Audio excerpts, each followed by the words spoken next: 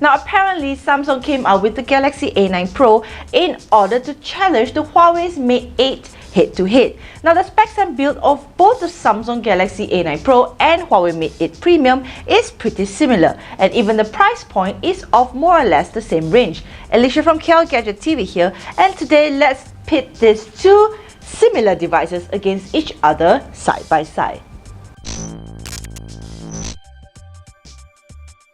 The Huawei Mate 8 was released much earlier than the Galaxy A9 Pro, but specs-wise they are really similar. The Mate 8 features a Kirin 950 chipset, while the A9 Pro is fitted with a Snapdragon 652.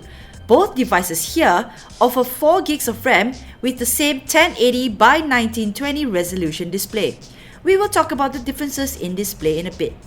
Anyway, according to AnTuTu benchmark results, the Mate 8 scored better than the A9 Pro overall, with the Mate 8 scoring better in terms of UX and CPU processing, whereas the A9 Pro had a better score in terms of 3D game processing and RAM performance. However, although the A9 Pro had better gaming and RAM scores, the difference is very slight compared to the larger differences where the Mate 8's UX and CPU performance outperforms the A9 Pro. When playing graphic-intensive games, however, you can't really tell the difference since in our testing, neither devices choked up while gaming. Design-wise, both the A9 Pro and Mate 8 feel premium, so to which one is better, it all depends on your preference. Although personally, I feel the Mate 8 exudes more class. The Galaxy A9 Pro feels just like the recent Samsung devices, like the S7 Edge with Corning Gorilla Glass 4 front and back panels, framed with smooth aluminum finishing but without the curves you see in Samsung's latest Note and S series. The Mate 8 Premium, however, has a metal back with smooth matte aluminum finishing, while the front also sports a Gorilla Glass 4 panel. Both devices feature a 6-inch display. However, the bezel on the A9 Pro feels thicker, although this is actually just a matter of perception. Huawei was smart to make the screen seemingly larger by making the screen larger than the actual display, which in my opinion makes the phone look more premium.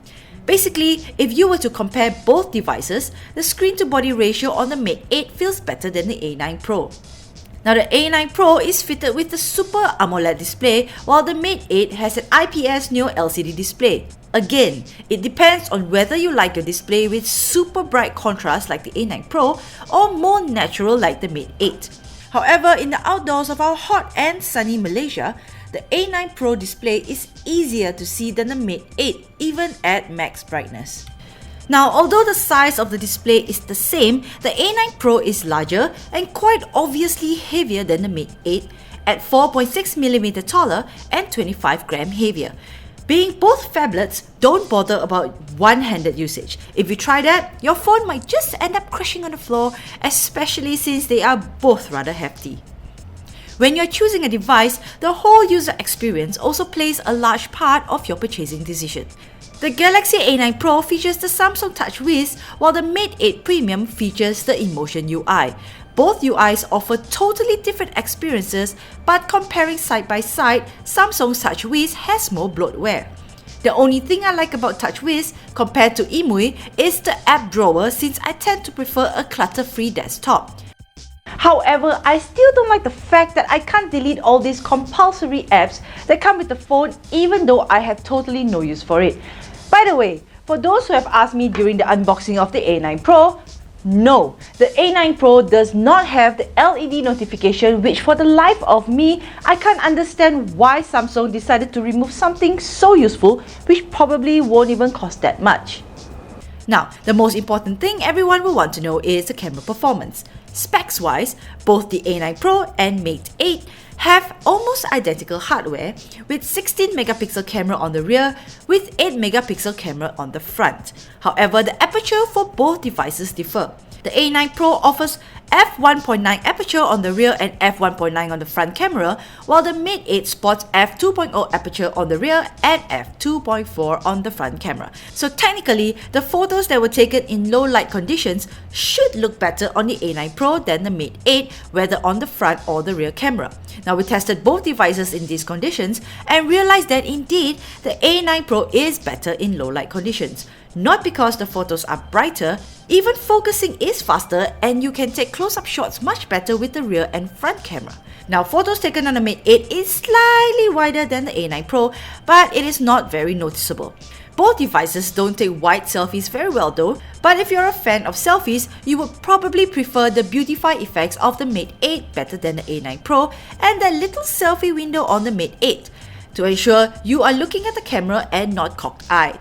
The photos of the A9 Pro is also on the warmer side compared to the Mate 8 and feels like it has HDR on most of the time even though it isn't. Finally, battery life. On paper, the Mate 8 sports a 4000 mAh battery while the A9 Pro has a whopping 5000 mAh battery. However, after using both devices as a daily driver, I have to say they both have more or less the same battery life, with the A9 Pro lasting a little bit longer despite the large 1000 mAh difference. So, what's the conclusion here?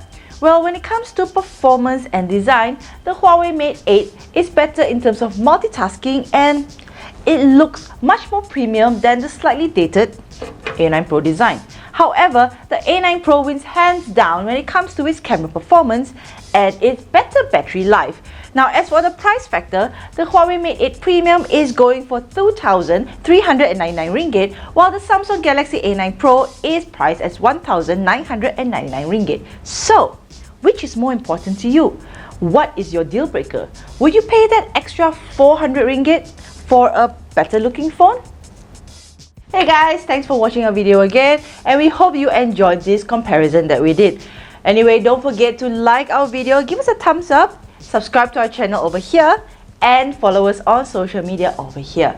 So until the next video, this is Alicia signing off. Bye!